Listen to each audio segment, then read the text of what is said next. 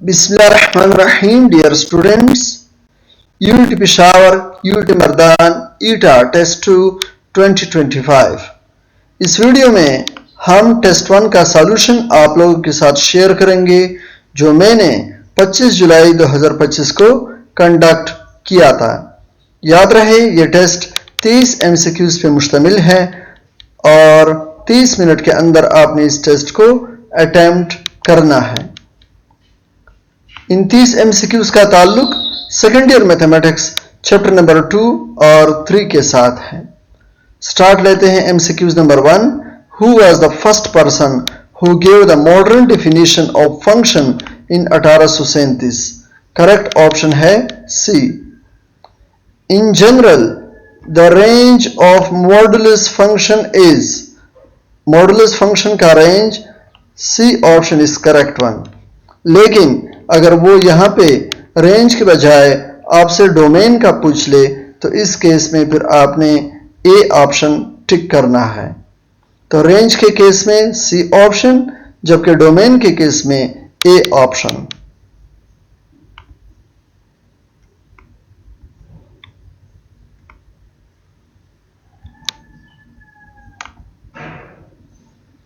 इसके बाद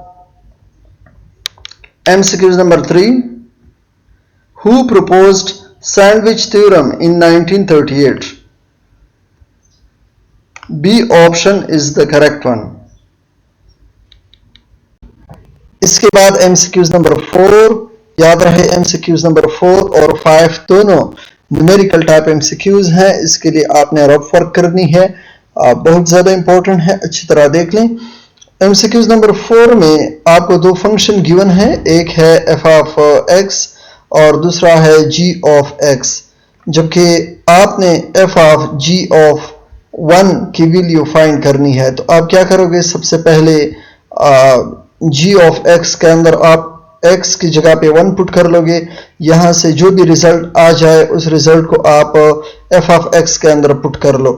किस तरह आप लोग देख लें।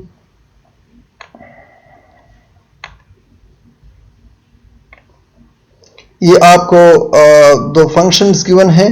सबसे पहले आप g ऑफ x के अंदर x की वैल्यू 1 पुट कर लो, तो यहाँ से जो आंसर आपके पास आ गया वो है 2। अब आप इस 2 को f ऑफ x के अंदर पुट कर लो, तो लास्ट फाइनल आंसर जो है वो आपके पास आ जाएगा 15। ठीक है, तो f of g of 1 is equal to 15। तो मतलब ये हुआ कि करेक्ट ऑप्शन है डी। MCQ नंबर 4 के पैटर्न पे एक MCQ ईटा टेस्ट 1 में गिवन था। याद रहे MCQ नंबर 4 का ताल्लुक कंपोजिट फंक्शन के साथ है। MCQ नंबर 4 की तरह MCQ नंबर 5 भी न्यूमेरिकल टाइप है। इसके लिए आपने रफ वर्क करनी है, इसका जो तरीका है वो आपने सीखना है। MCQ नंबर 4 आप लोग समझ गए होंगे। अब MCQ नंबर 5 की तरफ बढ़ते हैं। इसका ताल्लुक इनवर्स फंक्शन के साथ है। सबसे पहले आपने इस फंक्शन का इनवर्स फाइंड करना है, उसके बाद आपने x की जगह पे 2 वैल्यू पुट करनी है, तो आपके पास जो फाइनल आंसर है वो आ जाएगा। स्टार्ट लोगे आप गिवन डेटा से f of x is equal to 4x plus 2। इसमें आप f ऑफ x को y के बराबर ले लो, ठीक है, और right hand side 4x plus 2 को वैसे ही लिख दो। इसके बाद आप इस इक्वेशन से x की वैल्यू फाइंड कर दो, तो x आ जाएगा y माइनस 2 डिवाइड बाय 4। और अब आप इस फंक्शन का इनवर्स फंक्शन लिख लो, ठीक है, जो आप इस तरह लिखोगे। इस फंक्शन में आप x की जगह पे 2 वैल्यू पुट कर दो, क्योंकि x इज इक्वल टू 2 ये MCQ के स्टेटमेंट में गिवन है। तो इसमें आप x की जगह पे जब 2 पुट करोगे तो 2 माइनस 2 डिवाइड बाय 4, तो आपके पास जो फाइनल आंसर आएगा वो 0 आएगा।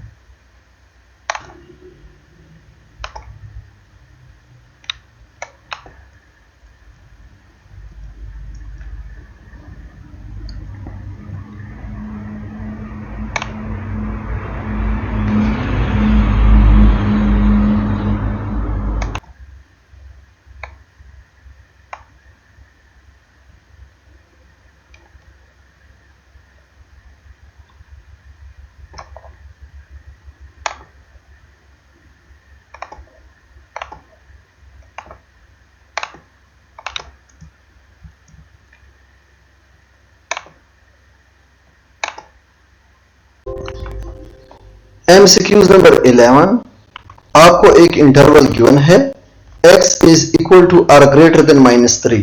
इसको आप किस तरह रिप्रेजेंट करोगे? करेक्ट ऑप्शन है बी। लेकिन अगर आपको इंटरवल कुछ इस तरह गिवन हो x इज ग्रेटर देन -3, तो इस केस में जो करेक्ट ऑप्शन होगा वो बी नहीं होगा, वो फिर ए होगा। इसके बाद MCQs number 12, limit x approach to 1 x square minus 1 divide by x minus 1। तो इसको आपने किस तरह इवेल्युएट करना है देखें, रटा ना करें, इसको आप समझें। ये एक्सप्रेशन आपको गिवन है, इसका जो ऊपर वाला हिस्सा है x स्क्वायर माइनस 1, इसको आप सिंप्लीफाई कर लो। x स्क्वायर माइनस 1 किस चीज के बराबर है? x minus 1 into x plus 1।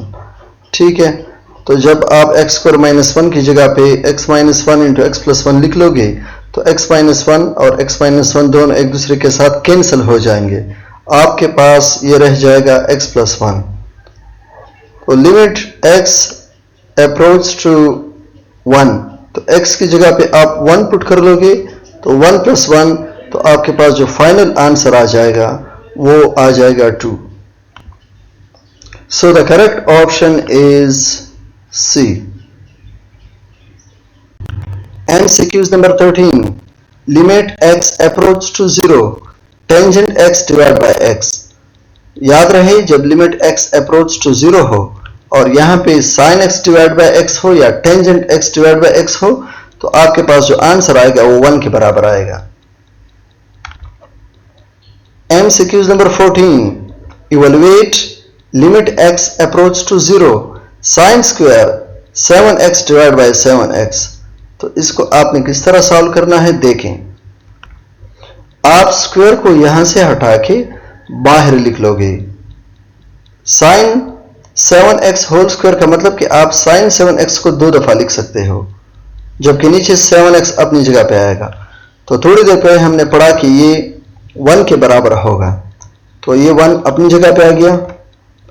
sin 7x में x की वैल्यू आपने 0 पुट करनी है, क्योंकि जो लिमिट है x अप्रोच टू 0 है, तो sin 0 0 के बराबर आएगा। तो 0 और 1 को जब आप मल्टीप्लाई करोगे तो आपके पास जो फाइनल आंसर आएगा वो आएगा 0। Hence the correct option is A।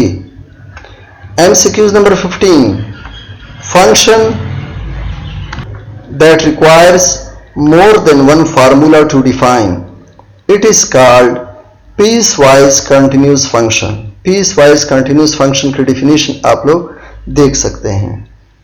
My dear students, second year mathematics chapter number 2 and 3, ये हमारा पहला टेस्ट था।